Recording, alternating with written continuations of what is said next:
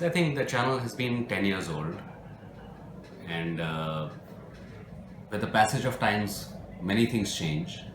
So for us, when we had done extensive ground research about 5-6 months back, one of the key things that did pop up was the usage of the word news in some sense had a lot of relevance to what consumers were looking for in a brand.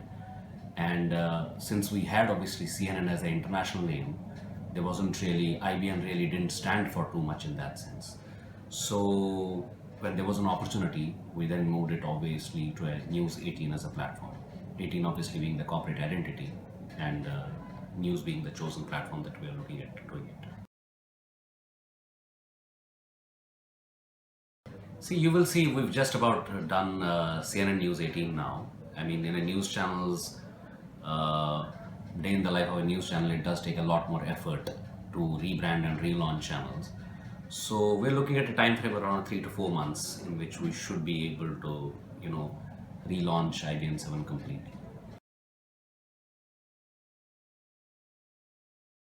See, currently it has, if we see from where we were to where we are, we've come a long way. I mean, in percentage terms, if you were to look at it, there was a time when we were hovering around 4.5%, 5%, to an era of where we are around 7.5%, usually speaking. So by many stretches, you would see that as almost as a jump of 50% in that sense. But we are obviously not looking at just these numbers, we're looking at going further higher. It's about strengthening all the aspects of a news company, which includes boosting the editorial teams, looking at some fresh anchors, beefing up the verticals that make up Hindi news, whether it is entertainment, whether it is crime, whether it is political news, whether it is sports news, and the entire infrastructure around it. So a lot of things go into the relaunch of a channel. So with all of these inputs coming in, we are reasonably confident that we should be able to take the game far higher than where we right now are at.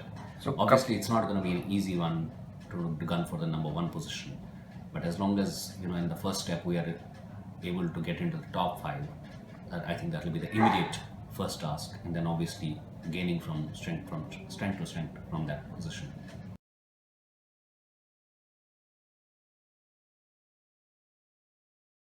See, that's what we're trying to challenge, is that there was an era of studio journalism, and studio journalism didn't come just by default. It came because of, it's been 10 years that most of the news channels have been around.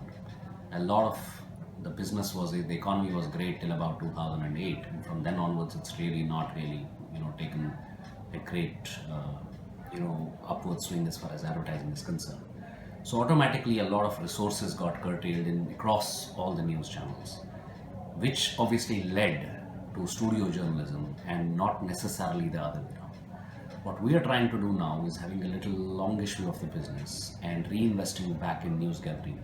So you're absolutely right when you point out, without investing in people, which is your core news gathering star, you will never be able to move away from studio journalism, as you call it. And yes, we are cognizant of that, and that's why we are putting our resources down on the ground to make sure when we call immersive, we're basically talking about sending a team down on the ground on almost all the big things that we want to pick up and make it really multi-angled, multi-layered, very deep into it. Rather than just relying on width of coverage, we're actually looking at the depth of coverage more than the width of coverage. And that will only happen when we have resources on the ground, and that is what we are already doing. We've invested quite significantly, and we'll continue to invest in boosting our news gathering capabilities on the ground. We were always known for very good and strong reporters, and we are continuously, trying to do more and more in that particular space.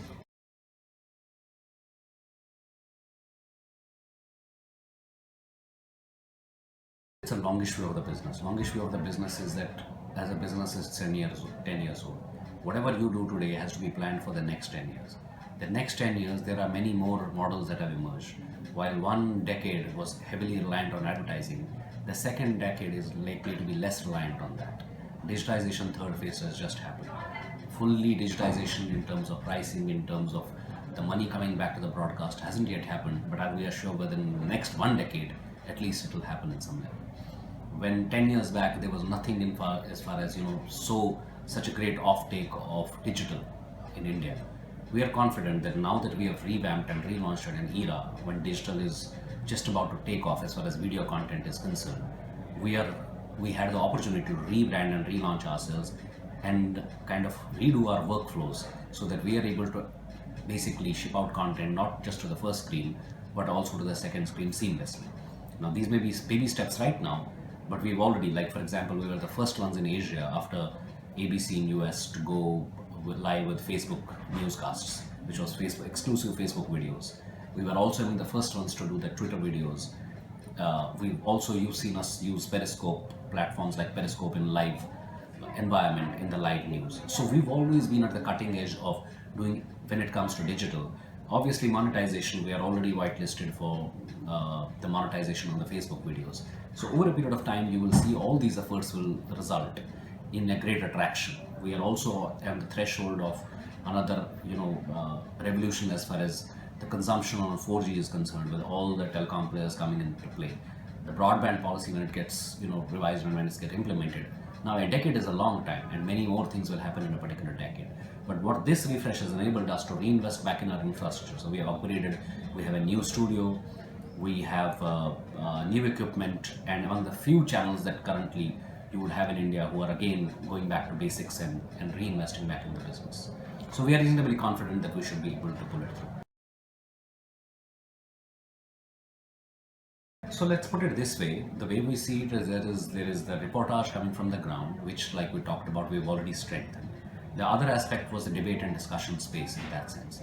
So what we've done in the discussion and debate sense is right now, we've looked at exclusive experts, which is not something that is usually done in the industry. So we have Veer Sanghvi with us, we have Swapan Das Gupta, we have Ayaz Menon, and we have Ajoy Bose, and you will see a few more names getting added into this list.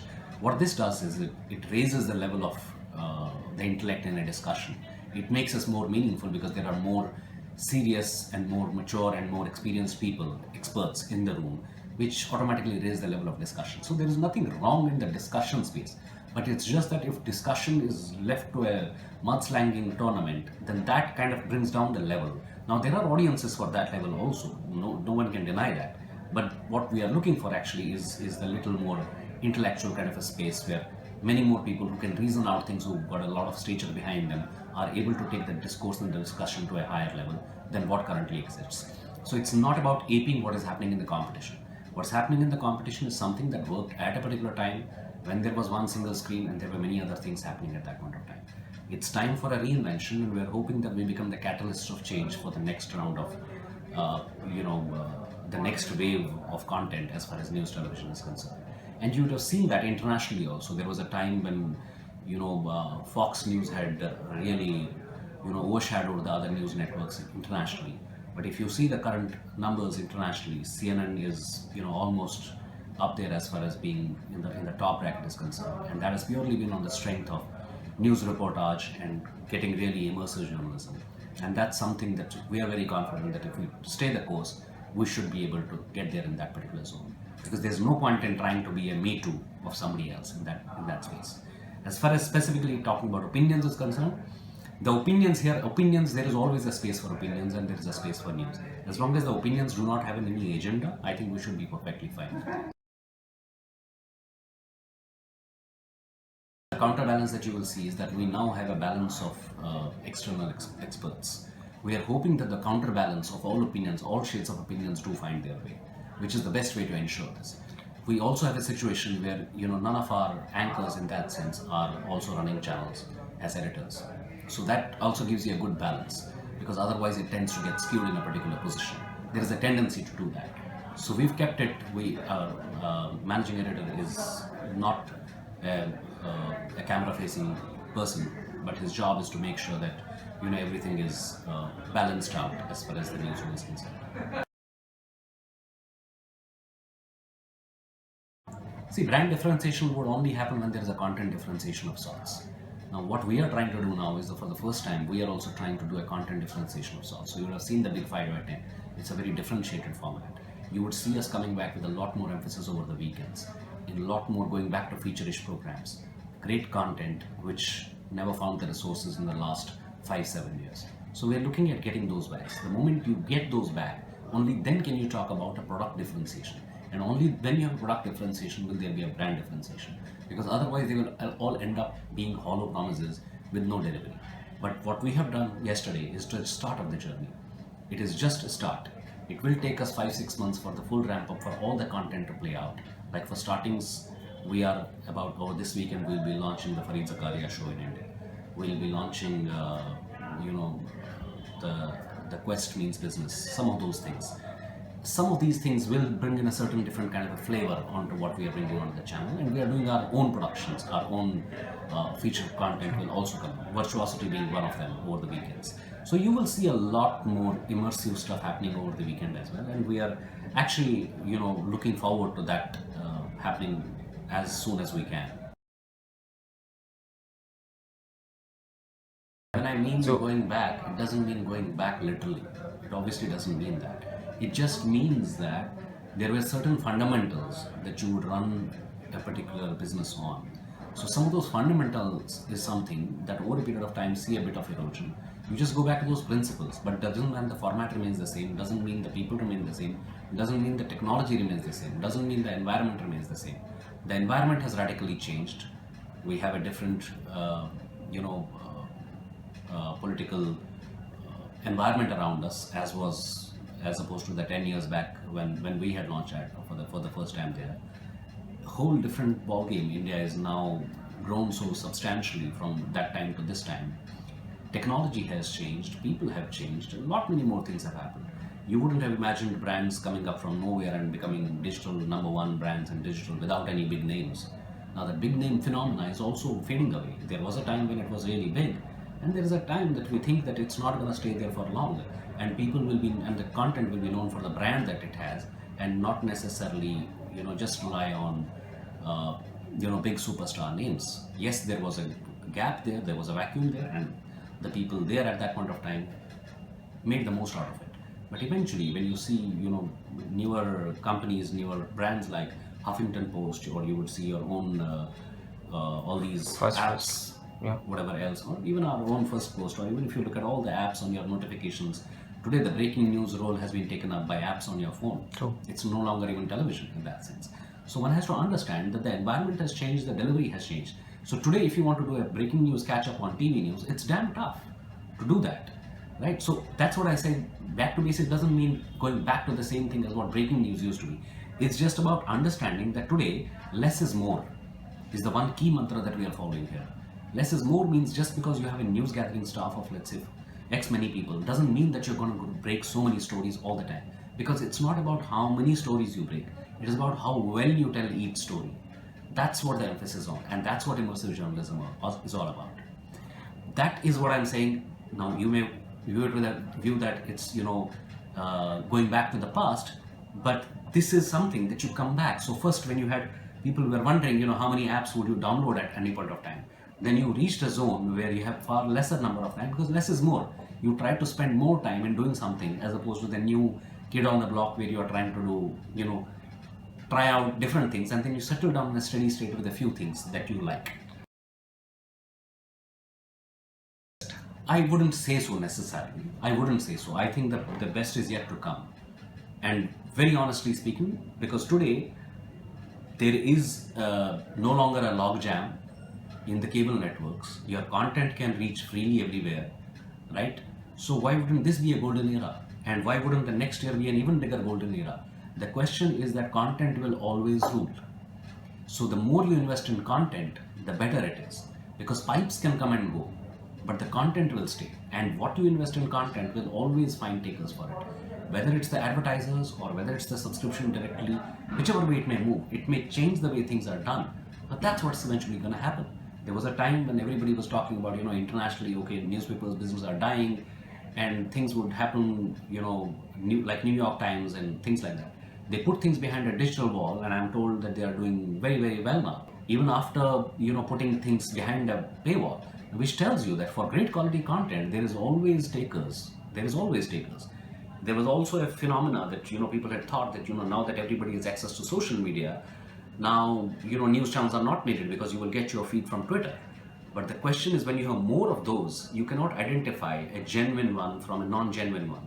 So the curation role or the editor's role becomes even more important to sift through that entire chaos and bring you something which is credible. And that's what the role of a news channel eventually is, right? So there is always these momentary shifts which keep happening. And for us, it's not about the platform. So if you remember, there was a platform like Orkut many years back, vanished. There was MySpace, vanished. There are many things which happen. As long as the general direction is that second screen is here to stay, and that's what we are kind of orienting ourselves on, that we will do a lot more stuff on the second screen, and that will take care of a lot of the things that we are eventually hoping to do. It's about the basic fundamentals about what you do things. So for example, when there was a Paris attacks, I'm told that CNN put more than 100 reporters on the ground to get that thing covered. Now that's the size of scale of operations that are being done. Now, would we want to do it? Of course we would want to do something like that. And that's what we are trying to aim towards, try and put resources so that you can get multiple angles covered. If we're going to send one person in, then it's really not going to make so much of a big difference, because there is only one unilateral way that you're likely to get. So that's what we are talking about, and that's a journey which we have just started upon. But to say that we're going to ape everything that's going to come from there, that's not going to happen, because India has got a very distinctive, very aware audience, news audience, and I mean, there is no reason for us to look into that direction. But what we are trying to do is to take certain proof of concept, in the sense like what has already been happening in digital in the US. India is at a lag right now, so we are working closely with CNN to try and see what we can do to better our digital offerings, and how do we bring the workflow between digital and TV far more seamless, so that we can give a very good second screen experience to our consumers. As and when their devices get upgraded, right now out of the 1 billion devices, there is just about 14-15% which is smartphones. You will see an explosion of those smartphones happening in the next few years, and that's what we are trying to aim for. And this is not a journey, like I said, of 1 day or 1 week. So it really doesn't matter how it's going to take us some amount of time, but we are confident that we are in the right direction, because somebody had to take this direction, because otherwise it was a zero-sum game and it would all come down to what you termed as studio journalism without going anywhere else. Till about week 40 of last year, we were only talking about 53 million households in India being addressed by audience measurement in India. In 1 week, it went to 155 million households, right? So for the last, let's say, now 25 odd weeks, we have already a huge new TG which has come in, and most of the people have not reprogrammed themselves for that. There are some things which have happened in the GEC space, so you would see the shows, which are catering to now the rural segment per se. So where we are is, we are looking at all these kinds of spaces as well. So yes, we've not alone added it, everybody else has added it, but we are trying to be more dynamic towards our offering, because of the fact that we are relaunching at this stage. We have had some amount of analysis on what can happen from a rural audience perspective, because typically it was seen that rural is not the mainstay of where English would be, but there are enough surprises for us to know that there is a very sufficient contribution of rural markets toward English as well, and that's only likely to go higher and higher when more and more meters are deployed in the rural and the data becomes more and more stable. So we'll be able to infer far more than what we are able to infer right now, because yes, it's still early days for small sample size and for English as a language to settle down in those particular sample sizes, but the newer number of boxes and the more robustness of the data will only mean good things from a longer perspective. Also, you have to remember the fact that in probably 6-8 months from now, you will have the BARC ratings coming in for digital as well, and that's going to be interesting, because that will also show you the second screen and what you're able to do that with that. See, it's about you identify the cohorts that you want to basically reach out to. So if you were to reach out to an X segment of, let's say, people who are interested in finance, then you would create content around that. If you want to get people who are interested in the world of entertainment, then you would put more resources behind entertainment and cover that. If you want more in sports, then you would do more that. So it's about what you want and which kind of cohorts do you want to attract. So if you want to do a segment on luxury, you can easily do that and cover all the news about what's happening in the world of luxury, and it will give you a very different clientele or an audience base. So the choices are all up to the people in the news business to figure out which cohort they want to reach out. What we are attempting is, of course, with all the weekend programming that we are trying to do, we are trying to get some from various cohorts that we think we should be having a good play in. And that is all going to be additional to what we have been currently so far doing. Last night at 8, we moved from IBN Live to news18.com. We also have a new app that has come in. There is still some work to be done on that, so you will very soon you will see another refreshed, upgraded app, which will have a lot more second screen capability built in than what we have right now. So it's simultaneously. So it all was- our social assets, everything has changed last night.